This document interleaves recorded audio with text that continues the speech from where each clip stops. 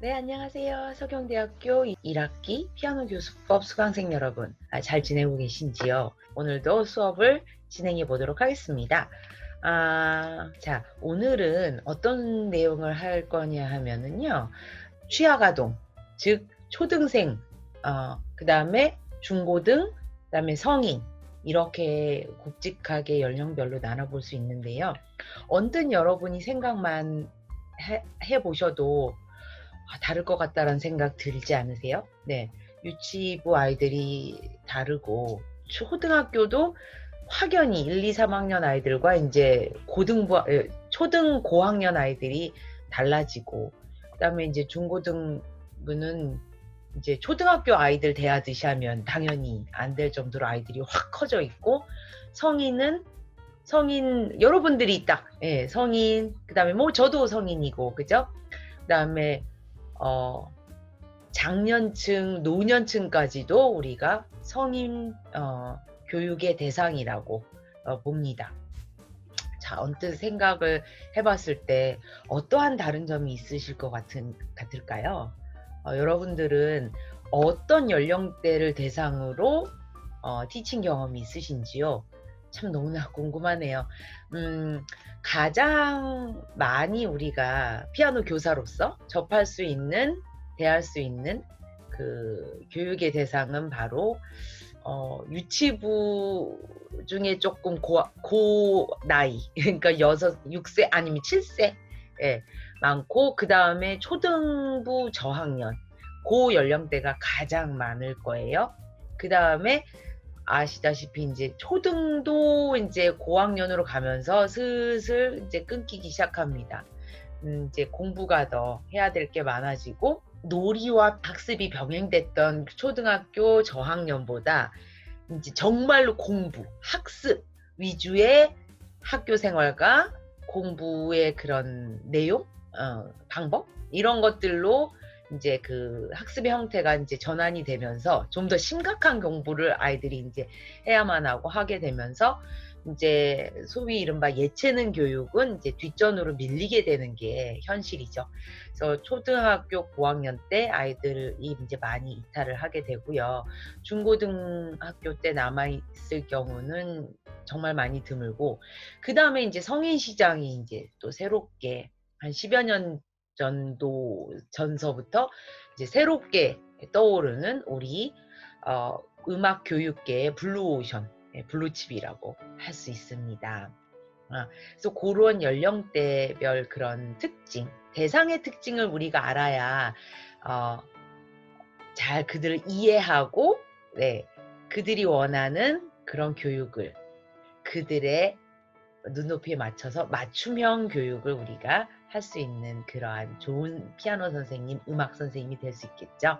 그래서 연령별 특징과 그런 교육의 방향에 대해서 한 번쯤은 우리가 짚어보고 생각해 볼 필요가 있답니다.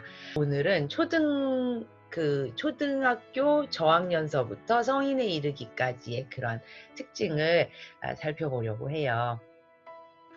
유아는 참 신기하기도 하죠. 뭐가 신기하냐면 우리 모두가 다 겪은 시기예요. 그죠? 여러분들도 유아 시기가 있었고 저도요. 영유아 시기라고 그러죠. 영아, 더 되게 어린 아이들, 돌 이전에. 예, 그리고 이제 유아. 그런데 그 어느 시기보다 기억이 안 나는 게 또 그 시기예요. 그죠? 누구나 다 겪었는데.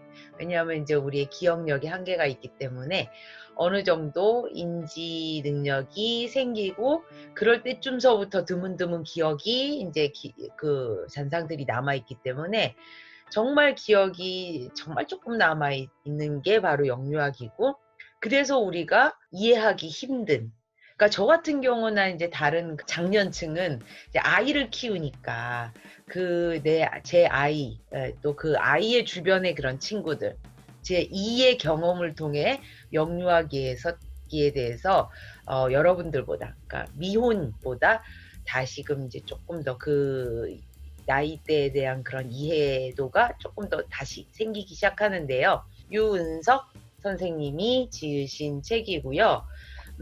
요 책에 나와 있는 거예요.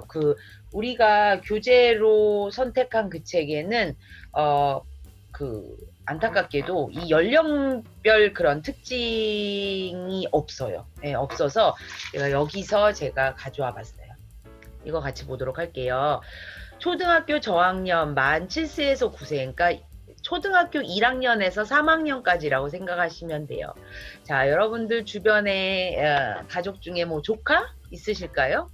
조카 있으실 수도 있고, 아니면 뭐 나이 차이가 많은 사촌 동생이 있으실 수도 있을 것 같아요. 초등학교나 중고등학교, 그들 생각해 보시면 될 것 같고요.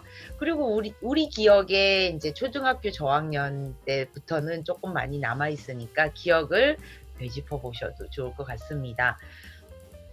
자, 보십시오. 사회 심리적 발달 단계. 이제는 이제 유치원 또는 어린이집을 졸업하고 학교를 가서 학생이라는 신분을 처음 얻게 되는 시기입니다. 그래서 이제 학습을 하게 되지만 더 이제 고학년보다는 이제 이렇게 그 심각한 학습은 아직 이루어지진 않지만, 이제는 이제 본인이 근면함을 이제 갖고 있지 못하게 되면 열등감을 느끼게 되는 시기이고요. 그 다음에 이제 선생님, 그러니까 자기가 무엇을 잘하면 칭찬받고, 그전에는 진짜 칭찬은 고래도 춤추게 하고, 그리고 이제 어렸을 때니까 정말 뭘 해도 다 아이가 새롭게 깨닫고 하게 되는 시기이기 때문에 부모님이나 선생님들에 의해서 작은 일 하나에도 큰 칭찬으로 돌아왔을 거예요. 그렇지만 이제는 그런 시기가 조금 슬프게도 이제 지났죠, 아이들에게. 그래서 본인이 결과물을 내었을 때 인정받을 수 있다는 것을 알게 돼요. 그렇기 때문에 그게 안 되면은 이제 칭찬이, 본인에게 주어지는 칭찬이 줄어들고 남과 이제 학습에 대해서, 능력에 대해서 비교를 하는 시기가 시작이 되는 게 바로 이때예요. 그래서 열등감을 가지게 될 수도 있고, 본인에 대한 이제 그 자아감도 조금씩 이제 시작이 되죠. 그래서 이제 학습이 시작이 되는 거기 때문에 습관 형성이 가장 중요해요. 근면한 습관. 그래서 우리도 이제 그 음악에서도 연습하는 습관, 집중하는 습관을 경험하게 하고 그 시간을 늘려나가는 게 좋습니다. 그다음에 논리적 사고 과정으로 이제 거꾸로 생각해 보는 것도 이제 가능하게 된다. 그래서 여기 보면 뭐 음악적인 내용으로 유추해 보면은 뭐 4분음표는 8분음표 2개야. 그렇게 가르쳐 줬어요. 그럼 아이가의 머릿속에서 띠디디디, 아 그래? 그러면 거꾸로 8분음표가 하나, 둘 해서 8분음표가 2개면 4분음표 하나겠네? 라고 역추산이 가능하다는 거죠. 사고력이 조금 더 이제 발달하게 된다는 거고요. 자, 그 다음에 규칙을 잘 지키면 상을 받을 수 있다는 인식. 그리고 꼭 또 이것도 역사고가 되겠죠. 규칙을 잘 지키지 않으면 벌을 받을 수 있겠다라는 생각도 듭니다. 그리고 이제 경쟁심도 있기 때문에 아이가 선생님에게, 선생님 이제 어땠어요? 선생님 얘 놀고 있어요. 선생님 얘 8번 치고서 10번 쳤다고 거짓말했어요. 뭐 예를 들면 그런 것들이 이제 비일비재하게 이제 서로 이르는 것들이 일어납니다. 그럴 때 막 도덕적으로, 얘 너는 왜 이렇게 고자질하니? 이게 아니라, 이때 이 아이들이 이제 이러한 특성이 있으니까 그거를 또 막 꾸짖으면 안 되죠. 그래서 그런 것들도 잘 이해해야 된다는 거. 자, 그 다음에 여기 전반적인 유의점 한번 볼까요? 학교 생활을 처음 경험하게 되는 시기로 학교에 적응하는 태도가 확립이 됩니다. 스트레스도 많을 것 같아요. 그죠? 이제 규율과 학습을 해야 되는, 노는 게 우선이었던, 노는 게 제일 좋았던 그 시절이 이제 지나갔으니까요. 그리고 읽기 쓰기도 이제 배우고, 생각대로 잘 발전되지 않는 그러한 좌절감도 느낄 수 있게 되고, 그 다음에 여기 또 이제 역할이, 그룹 안에서의 그런 역할이 형성된대요. 그래서 그때 아이들을 잘, 음악 교육을 통해서 잘 이렇게 자아감도 심어주고, 자신감도 심어주고, 그리고 이제 그런 특히 학원에서 가르치게 된다면 그런 그룹 활동이나 이런 거에 대해서 역할, 뭐 리더 역할, 그 다음에 이제 따르는 역할, 그러니까 추종하는 역할, 그 다음에 또 문제를 내는 역할, 맞추는 역할, 뭐 이런 것들을 예, 아이의 성향에 따라서 제가 리더십이 강하니까 쟤를 뭐 리더시키고 계속 그런 게 아니라 아이들에게 다양한 역할들을 번갈아서 다 할 수 있게끔.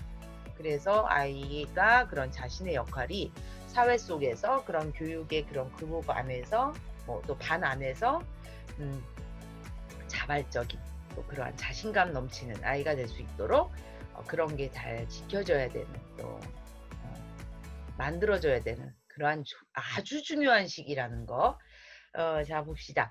신체적인 특성, 좀 더 이제 자세히 특성들을 봅니다. 신체적으로 이제 활동이 당연히 왕성하죠. 엄청나게 에너지 막 어디 애들 풀어놓으면 막 그 질주 본능 와다다다다다 뛰어다니고, 자 그런 것들이 우리 음악 교육을 하시는 데에는 여러분들에게 선생님으로서 쉬운 점일까요? 여러분들을 어렵게 하는 점일까요? 당연히 어렵죠. 우리는 피아노 앞에 아이들을 앉혀놔야 되고 뭐 몇 번이면 몇 번 아니면 뭐 몇 분이면 몇 분 아니면 어느 정도 될 때까지 반복 훈련을 시켜야 되고 연습을 시켜야 되는 게 그게 이제 우리의 그런 그 피치 못할 과제인데 아이들이 그렇게 하기에는 에너지가 너무 동적인 에너지가 너무 넘치고 집중력은 짧습니다. 집중 시간은. 그렇기 때문에 여러분들의 그러한 그 스킬이 많이 필요하다는 거죠. 그래서 이 시기에 또 그만큼 막 신체와 활동이 왕성하기 때문에 아이들이 지치기도 해요. 그래서 그 건강식품 코너들도 이건 뭐 여담이지만 건강식품 코너에도 보면은 어른들을 위한 홍삼도 있지만 아이들을 위한 홍삼도 되게 많아요. 그죠? 예, 그리고 홈쇼핑 같은 데도 보면은 뭐 어른들을 위한 영양소도 많지만 아이들을 위한 그러한 영양소들도 쟤들도 되게 많아요. 그러니까 그만큼 뭐 활동도 왕성하고 또 잘하는 그러한 그 아이들의 그러한 그 성장기죠. 그러니까 그때 이제 또 그만큼 피로도도 많이 쌓여요. 그렇기 때문에 휴식도 자주 가져야 돼요. 그러려면 또 우리가 생각할 수 있는 건 레슨 전체 시간도 좀 잘 운영을 해야 되겠죠. 너무 길면 안 되겠죠. 네, 너무 길면 안 되겠고 중간중간에 휴식을 가져야 되겠구나 라고 유추해 보실 수 있으면 아주 좋은 생각이실 것 같아요. 근데 그 휴식 때 그냥 아이들을 마냥 풀어놓는 게 아니라 음악적인 것과 연관을 해서 할 수도 있고 휴식의 그런 개념으로 아이가 휴식인 것처럼 느끼게끔, 그렇지만은 조금 전에 했던 혹은 그 휴식 이후에 할 거에 대한 예비 그런 활동, 놀이 이런 것들로 약간 뭐 이렇게 휴식 기간을 휴식 그 텀을 줄 수도 있겠고요.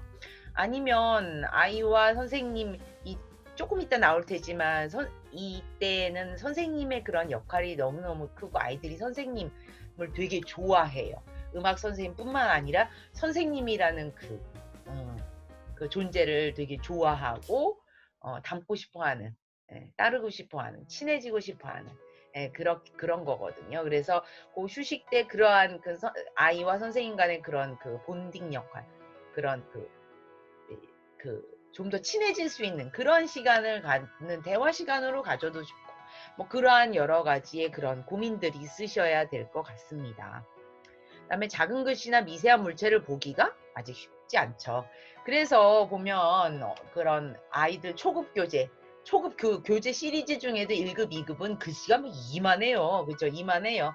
이만하고. 네.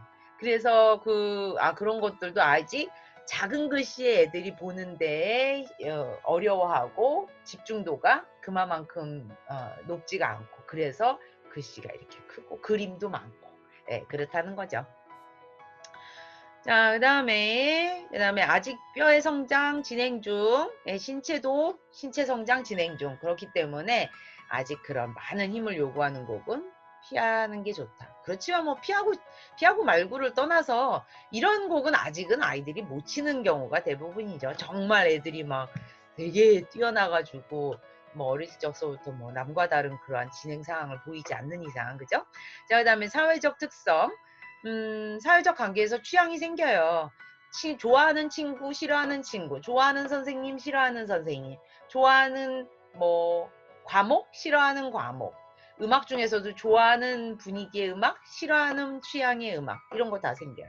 그다음에 남자아이, 여자아이 중에는 들끼리 이제 조금 낯가림이 시작이 되죠. 그렇지만 아직은 선생님이 붙여놓으면 그래도 막 하면서 또 즐겁게 노는 아직은 어린이들, 그죠? 그리고 그 다음에 그룹으로 하는 게임을 즐겨요. 그리고 규칙을 아까 왜 이렇게 도덕적인 것들에 대한 그게 되게 이렇게 강해지면서 경쟁 심리까지 합쳐져서 막 선생님한테 이르기도 하고 막 그런다 그랬죠. 그래서 규칙을 되게 잘 지키려고 하고 그에 따라서 경쟁적이 될 수 있어요. 그래서 이 그룹으로 하는 그룹 액티비티 좋아하고 게이밍을 좋아하는 거를 잘 접목시켜서 단체 그런 학원 티칭이든 아니면 뭐 소그룹 그런 그 그룹 레슨이건 간에 이렇게 같이 하는 활동을 이렇게 약간의 선의의 경쟁심을 유발 정도 할 수 있는 그런 게임으로 이렇게 좀 많이 해보시는 것도 좋을 것 같고요. 1대1 레슨이더라도 선생님과 아이 간의 그러한 그 음악 외적인 그런 휴식 시간이나 아니면 그럴 때 그런 게임 같은 적절한 게임을 선생님들이 만드셔가지고 배웠던 그 학습 내용에 대한 그런 리뷰나 아니면 예습에 대한 거를 약간 그 게임식으로 해보는 거는 또 어떠실까 좋겠습니다. 그래서 재미있는 게임을 유도하는 게 좋고요. 감성적인 특성은 뭘까요? 여기 제가 연필로 써서 잘 안 뭐냐면 여기다가 여러분들도 쓰시죠. 어릴 때는요, 아까 조금 전에 지나가는 말씀으로 제가 무슨 얘기했냐면, 선생님을 되게 좋아하는 시기라고 그랬어요. 그래서 여기서 쓸까요? 어릴 적에는 또 어릴수록 학생들에게 선생님의 존재는 절대적이다. 어릴 때일수록, 나이가 어릴수록 학생에게 선생님의 존재는 절대적이다. 그래서 이 나이 때 초등학교 초반 때는요, 교사가 거의 이 아이들의 롤모델이 될 정도예요. 롤모델이 될 정도예요. 그렇기 때문에 그래 내가 롤모델이야 우쭐 이게 아니라 이 연령대 아이들을 우리가 맡게 된다면 어떻게 해야 될까요? 더욱더 깊은 책임감을 우리가 가져야 되겠죠. 그리고 말 한마디라도 조심해야 되고 옷 매무새 하나도 조심해야 되고 행동거지 하나도 더 조심해야 돼요. 롤모델이라는 건 말 그대로 따라하고 싶은 워너비죠. 워너비. 그렇기 때문에 정말 아이가 보고 본받을 수 있고 그런 사람이 돼야 되는 게 바로 우리가 아닐까 싶어요. 자, 봅시다. 여기 나오죠. 이 시기에 학생이 가지게 되는 교사에 대한 존경심은 절대적이래요. 그래서 또 이제 꾸중이나 비평을 할 때도 잘 조심해서 해야 돼요. 조심해서 해야 되고 끊임없이 칭찬해주고 인정해주는 것이 학습에 대한 흥미와 자신감을 갖게 하는 비결입니다. 네, 그 전 페이지에 뭐 나왔었냐면 자 여기요. 근면성을 얻지 못하면 열등감을 느끼게 된다라는 말이 있었는데요. 여기서는 근면성뿐만 아니라 뭐라 그럴까요? 잘못된 경험은 아니면 부정적인 경험은 뭐 교육 활동 중 부정적인 경험은 이렇게 또 생각하시면 좋을 것 같아요. 교육 활동 시 지나친 부정적인 경험은 열등감을 필요 이상의 필요 외적인 열등감을 가질 수 있게 돼요. 그래서 끊임없이 칭찬해주고 인정해주는 것이 음악에 대한 흥미 또 자기 자존감에 대한 그런 좋은 그런 씨앗이 심어지게 되는 그런 시기게 될 것 같아요. 자, 일반적으로 저학년 학생은 학습에 열성적이고요. 그치만 아직 배움의 경험이 적기 때문에 효율적으로 학습하지 못한다라고 써 있어요. 여기서 또 한마디 또 우리가 써보죠. 그 집중력이 짧다? 집중력의 그러한 그 시간이 짧다? 뭐 이렇게 써놓으시면 될 것 같아요. 그래서 여기 보면 과제를 짧게 내주고 활동을 자주자주 바꿔줘야 돼요. 그리고 레슨 중에 텀 중간중간에 약간 휴식 같은 텀을 줘야 되고요. 그리고 뭐 그런 그 다양한 활동을 통해서 그래서 그 어린아이들을 가리킨다는 게 그 과제의 내용은 쉬울지 몰라요. 예를 들면 저는 이제 전공생이나 전공을 하고 싶어하는 그런 예비 전공생들을 가리키는 경우가 거의 대부분이잖아요. 그러니까 그들을 대상으로 하는 과제곡은 어려울지 몰라요. 그죠? 당연히 더 어렵겠죠. 뭐 그렇지만은 레슨의 그러한 내용의 그런 준비 과정은 이 어린이들을 가리키러 갈 때 교사로서 준비를 해가지고 가야 되는 게 어쩌면 더 많고 더 생각을 많이 준비를 해서 가셔야 될 것 같다는 생각이 듭니다. 그 다음에 여기가 또 중요한 게 있어요. 쓰기보다 말하기를 더 좋아해요. 이것을 또 우리가 다르게 생각한다면 본인 이야기 하기를 좋아해요. 그리고 여기다 또 쓸까요? 듣기보다 말하기를 좋아한다.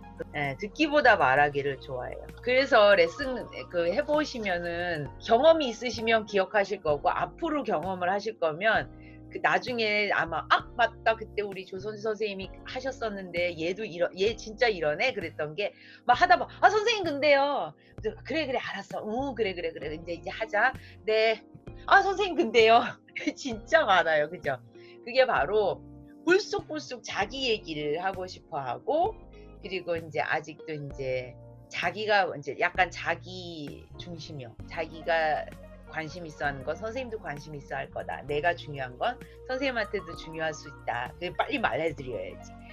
나한테 재밌는 거니까 선생님도 재밌을 거야. 뭐 여러 가지 그런 생각. 그렇기 때문에 쓰기보다 말하기 좋아해. 듣기보다 말하기 좋아해. 그죠? 그래서 여기 보면 그래서 야씨 이틀 막 입을 틀어막고 말하지 못하게 막지 마시고요. 자신의 의견을 말할 수 있는 기회를 주세요.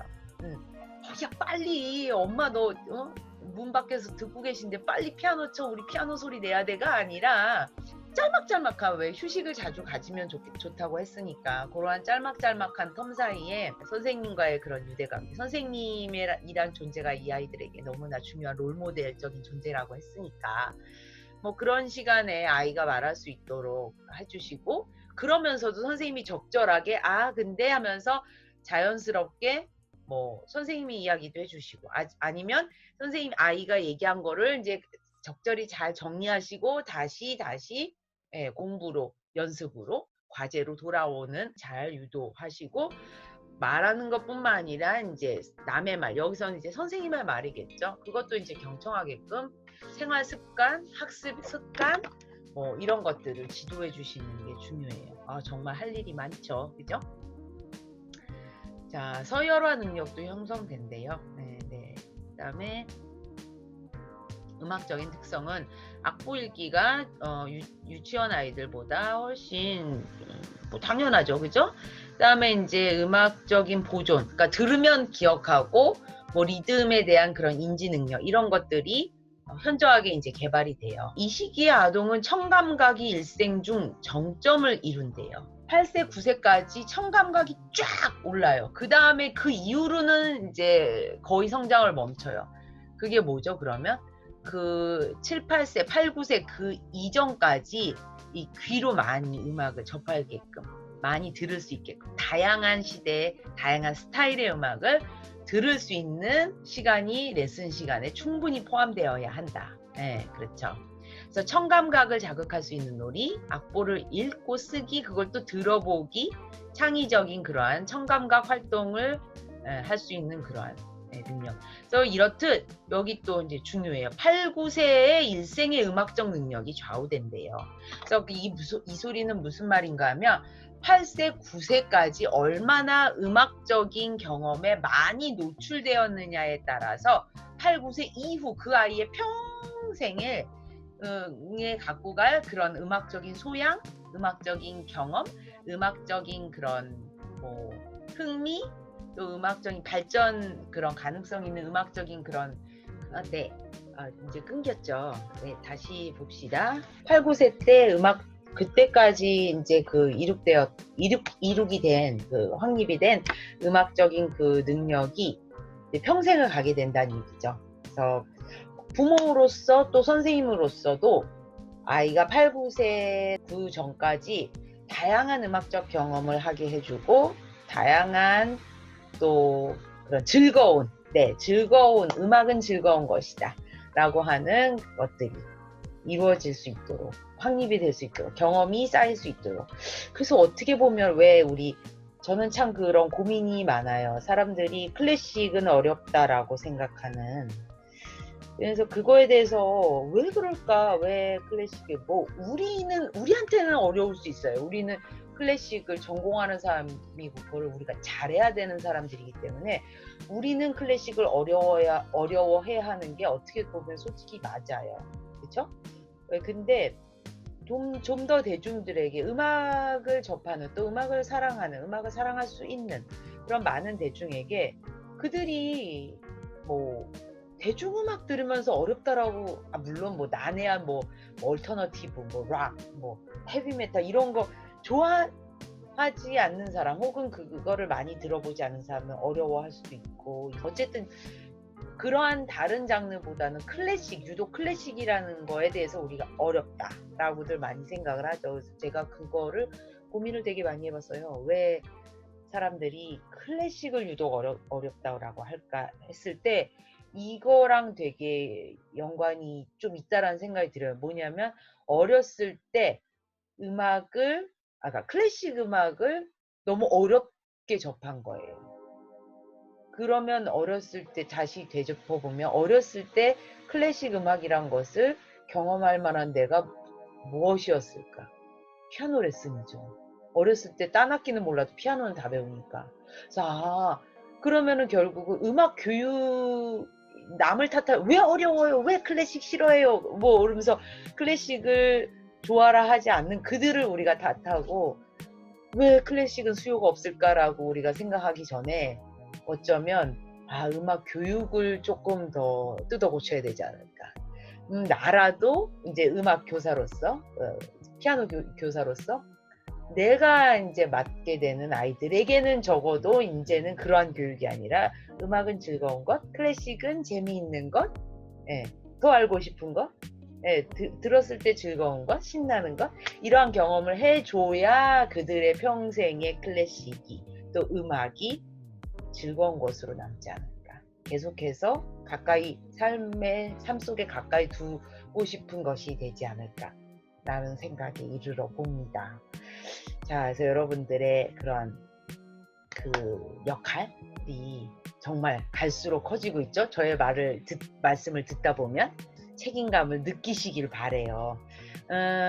봐요. 여기가 아주 중요한 내용이 있답니다. 초등학교 저학년을 위한 피아노 학습 부분에서 이거는 여러분들이 만나게 될 아이들의 부모님과 꼭 또 특히 이제 어머니 많이 이제 만나게 되니까 어머님과 함께 한 번쯤은 말씀을 나눠보아야 되는 거예요.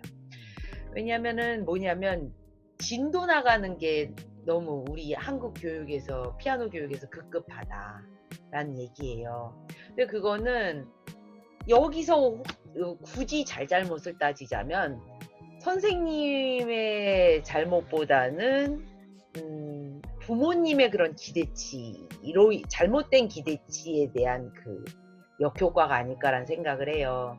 오늘은 뭐 했어? 어디 나갔어? 다음 곡 진도 나갔어? 아니, 지난번 거 복습했어.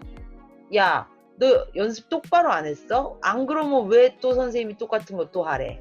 이런 거 우리 많이 보고 많이 들었던 얘기죠. 그죠? 그래서 여기 보면은 다른 아이와 비교해서 내 아이가 더 빠른 진도를 나갔느냐 안 나갔느냐에 부모가 집착하기도 한다 이거죠.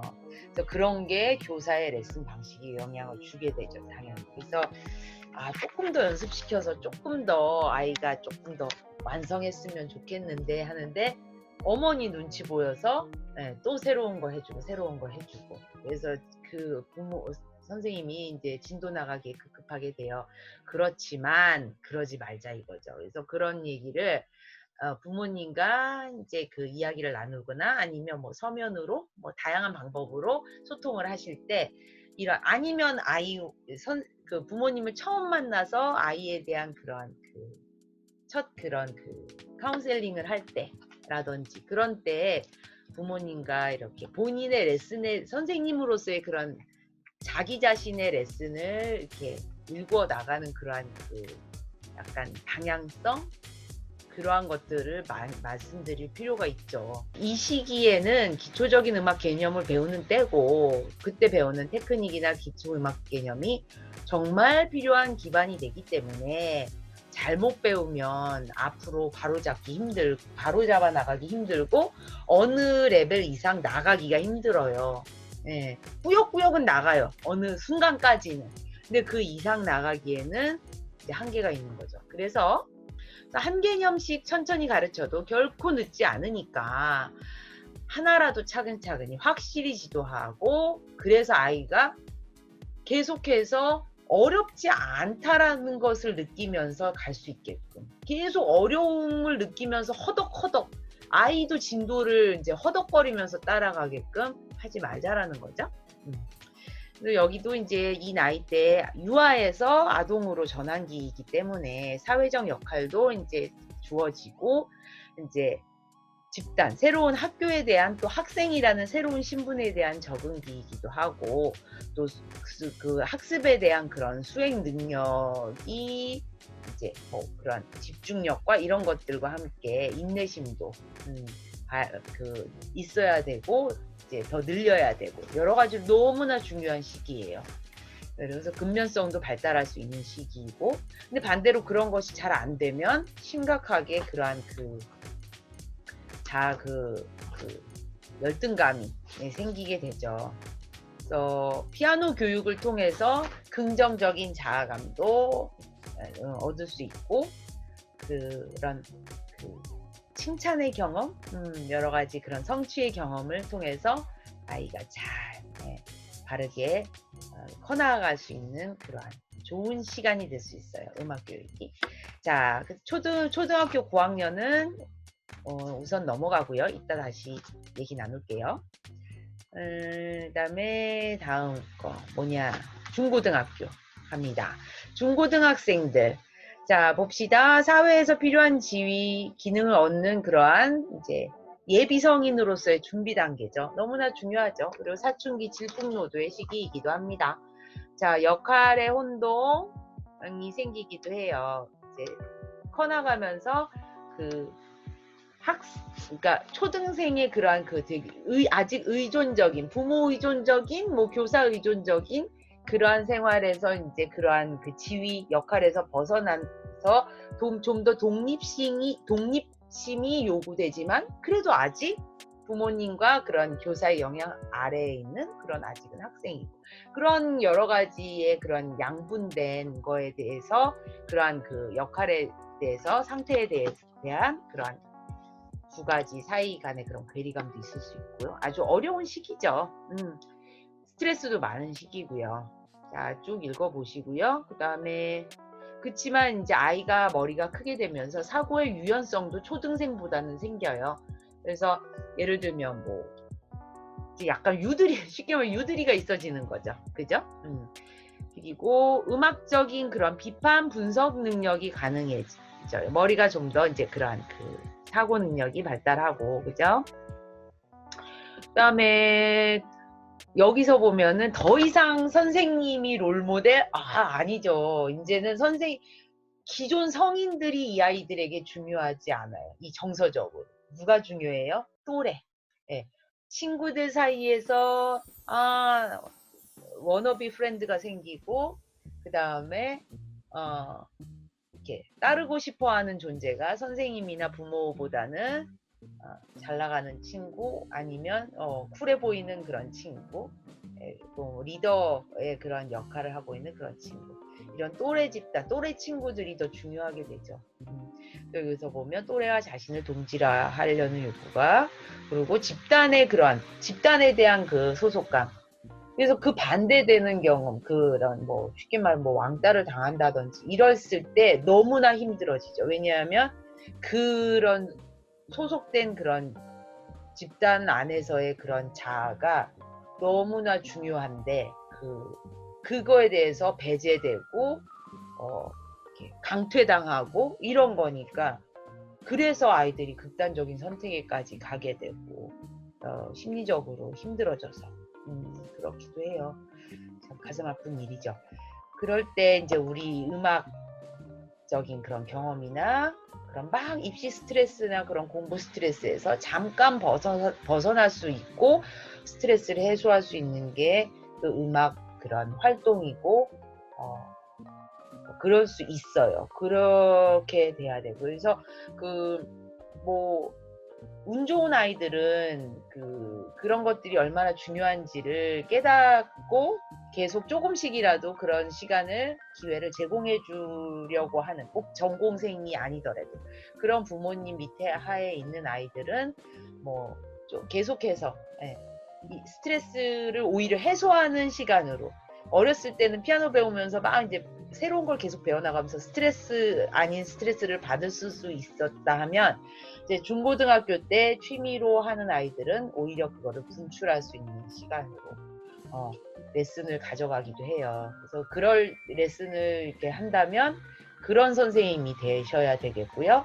아니면 레슨은 계속해 나가지 않더라도 어렸을 때 배웠던 피아노로 스트레스 받거나 이럴 때 여가 시간에 뭐 피아노로 혼자 띵땅띵땅 하면서 자신만을 위한 시간을 갖게도 되고 스트레스도 좀 발산할 수 있는 그런 시간의 자양분이 될 수도 있죠. 과거에 했던 음악들. 중고등학교 아이들과 이제 크면서 이제 피아노 레슨을 그만두게 되는 시기가 되기 전에 아니면 그런 시간이 왔을 때 아이를 떠나보내면서 이제까지 선생님과 했던 그러한 음악 교육이 앞으로의 너의 그런 교과 스트레스로 힘들 때 음악을 통해서 네 자신이 치유를 받고 꼭 또 꺼내서 치지를 않아도 음악 감상을 통해서 뭐 여러 가지 활동을 통해서 연주의 감상, 관람이라든지 이런 것들을 통해서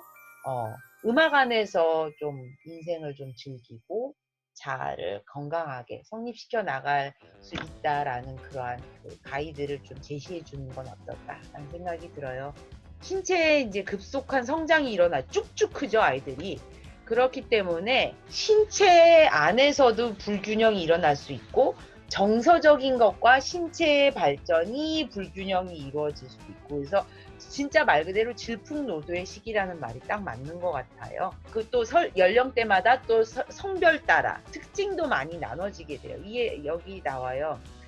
신체적으로는 성숙했으나 사회 심리적으로는 아직은 미성숙한 아직은 어린 아이죠. 성인이 아니죠. 뭐 성인이 돼서도 20대 때 30대 때도 계속해서 우리가 이제 뭐 발전해 나가고 발달해 나가는 건데 그렇기 때문에 이러한 그런 미성숙함 혹은 불완전함 것들이 불편하게 이렇게 표출이 되기도 하고 그럴 수 있는 시기라는 거죠. 그리고 뭐 머리 모양, 흥미, 사회관계, 또래 집단 그런 영향을 많이 받고요. 진학이나 직업같이 장래를 계획하는 면에서 부모의 영향 혹은 뭐 어른의 영향 그러니까 여러분들도 선생님도 아이가 좋아만 한다면 좋은 영향이 그런 아이의 그런 직업 선택이나 그런 진로 선택에 있어서는 아직 그런 면에 있어서는 영향을 미칠 수 있어요. 그래서 좋은 영향력이 미쳐지는 그런 좋은 선생님이 되어야 돼요. 여기서 보면은 이제 또래 집단이 중요하기 때문에 아이가 토로했을 때 잘 들어주는 경청도 필요하고요. 감성적인 특성, 질풍노도의 식이 나오죠? 네. 그다음에 불안함을 많이 느끼고 그리고 이제 자기의식적이고 자기중심적이다. 그래요. 그래서 그다음에 자아 개념이 안정적이지 못하기 때문에 음악으로 아이가 심리적인 안정을 찾을 수 있게끔 음악이 좋은 역할을 해줬으면 해요. 여학생과 남학생이 이렇게 좀 또 성비가 좀 성별 차이가 많이 있게 돼요. 어떤 차이냐? 뭐 실패에 대한 반응도 남달라요. 그 다음에 감성적인 것도 여자아이들이 여학생들이 조금 더 이건 일반적인 거예요. 뭐 남자애들도 감성적인 아이들 뭐 있죠. 근데 일반적으로 봤을 때 여학생이 남학생보다 더 감성적이고요. 그다음에 실패에 대한 반응도 보면 남학생은 실패하고도 뭐 다음에 더 잘하지 뭐 괜찮아요 뭐 하고 진짜로 이렇게 툭툭 터는 반면 여학생은 조금 더 그거에 민감하고 자기 자신의 그런 실력의 그런 전반적인 위축을 가져올 수도 있어요. 그래서 그런 거를 잘 해서 그럼 어떻게 해야 될까요? 여자아이들이 실패의 경험을 덜 할 수 있도록 과제를 좀 더 잘 신경 써서 내준다든지 해야 되겠죠? 그다음에 강박적이고 일반적인 선생님의 태도는 이제 뿌잉 이거죠. 특히나 음악 교육에 있어서는요. 성인이 되기 위한 과도기예요. 그렇기 때문에 이제 그 과도기이면서 불안정하기도 하고 그러면서 또 자아가 이제 또 성립이 되고 또 논리적인 사고도 그냥 특징인 것 뿐이에요. 장점 단점이라기보다는 네. 그래서 그런 것들을 잘 이해하시면 이 아이들의 교육이 좀 더 수월하시지 않을까 해요. 음악적인 특성은 이제 머리가 좀 더 크니까 좀 더 이해하는 속도도 빨라지고 여러 가지 그런 신체적인 테크닉도 더 잘하게 구사가 되죠. 그래서 피아노 전공자 아이라면 이때 가장 많은 것들을 접할 수 있고 그리고 다양한 레파토리를 빨리빨리 많이 접할 수 있게 하는 것이 이상적이고요. 개인적인 음악적 취향을 갖게 되고 그래요. 그래서 다양한 음악을 접할 수 있게끔 그 다음에 높은 수준의 음악 문화권에 속할 수 있도록 잘 유지를 해달라 해요. 아이들이 이제 본인의 생각이 좀 더 이제 강하게 되면서 왜 이래요? 이렇게 하면 안 돼요? 라고 선생님으로서는 약간 귀찮을 수도 있고 아니면 뭐야 얘 삐딱선 이럴 수도 있어요. 그렇지만 이 아이들이 당연히 하는 거 있고 그만큼 생각이 있고 관심이 있다라는 걸로 우리가 역방향으로 생각해 보시면 어떨까요? 그러시면 좋을 것 같아요. 그래서 그런 그 수능적인 아이가 지도하기는 수월할지 몰라도 그래도 아이의 그런 적극적인 그런 실력 향상에는 오히려 도움이 안 되는 아이의 태도일 수 있다. 그래서 그런 아이의 그런 그 질문, 다양한 역발상 이런 것들을 반가워해 주시면 어떨까요? 자, 성인 봅니다. 성인은 여러분들이죠. 여러분 그리고 그 다음에 저 이상의 그러한 연령층. 예. 장노년층이라고 하시면 돼요. 아까 초반에 말씀드렸죠. 정말 성인 시장이 많이 이제 개척이 되고 있어요. 왜냐하면 삶이 조금 여유로워지고 윤택하고 그리고 꼭 윤택하다고만도 아니에요. 이제 기본적인 생각 자체가 뭐 의식주를 뭐 기본적인 것만 해결하고 나서는 조금이라도 나를 찾는 시간을 갖고 싶다. 나를 위해 오롯이 집중할 수 있는 시간을 갖고 싶다. 옛날에는 해야 되는 것만 했다면 이제는 내가 돈은 여기서 벌고 내가 여가 활동으로